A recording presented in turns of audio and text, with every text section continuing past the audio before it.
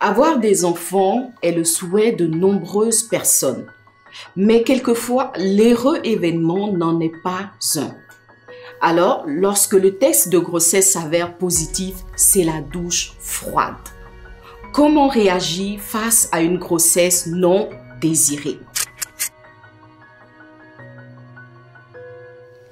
Plusieurs situations sont possibles. Première situation possible, vous êtes encore en scolarité et sous le couvert de vos parents. Dans ce cas, c'est une faute de parcours. Vous devez alors retrouver, premièrement, le calme intérieur. Deuxièmement, vous devez chercher une personne de confiance pour parler à vos parents.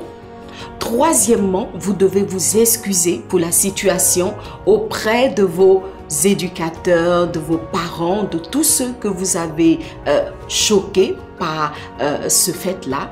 Et pour finir, vous devez assumer la situation sans vous morfondre. Cela signifie que vous devez par exemple prendre sur vous pour continuer à aller à vos cours en mettant de côté tout ce qui est honte ou crainte du regard des autres, etc. parce que la vie doit continuer.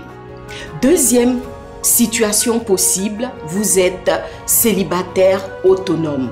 Là, c'est une faute de parcours aussi. En tout cas, ce n'est pas la situation idéale. Dans ce cas, vous devez, comme pour la première fois, essayer de retrouver le calme intérieur en vous assurant de connaître l'auteur de la grossesse. Deuxièmement, vous devez aussi en parler à quelqu'un de confiance. Troisièmement, vous devez prendre une décision, celle d'assumer la situation et de continuer à avancer. La troisième situation qui est possible, c'est le fait que vous soyez en couple. Seulement, pour X raisons, vous avez décidé de ne pas avoir d'enfant pour le moment. Malheureusement, le test de grossesse vient positif. Que faut-il faire dans cette situation?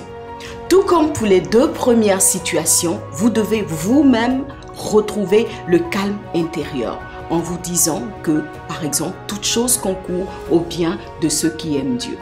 Vous devez donc essayer de vous projeter avec cet enfant à vos côtés en vous disant que tout est possible et que vous devez, dans ce cas-là, modifier vos plans.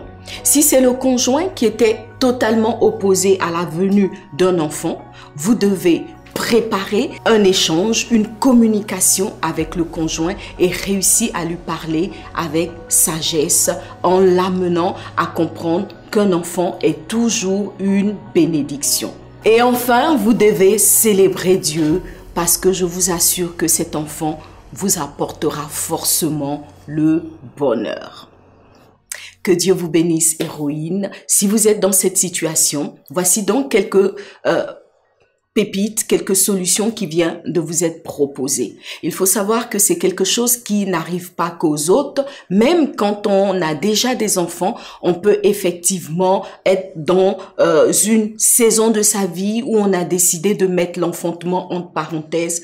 Mais peu importe ce qu'on a décidé, avoir un enfant est toujours une bénédiction. Voilà, que Dieu vous bénisse.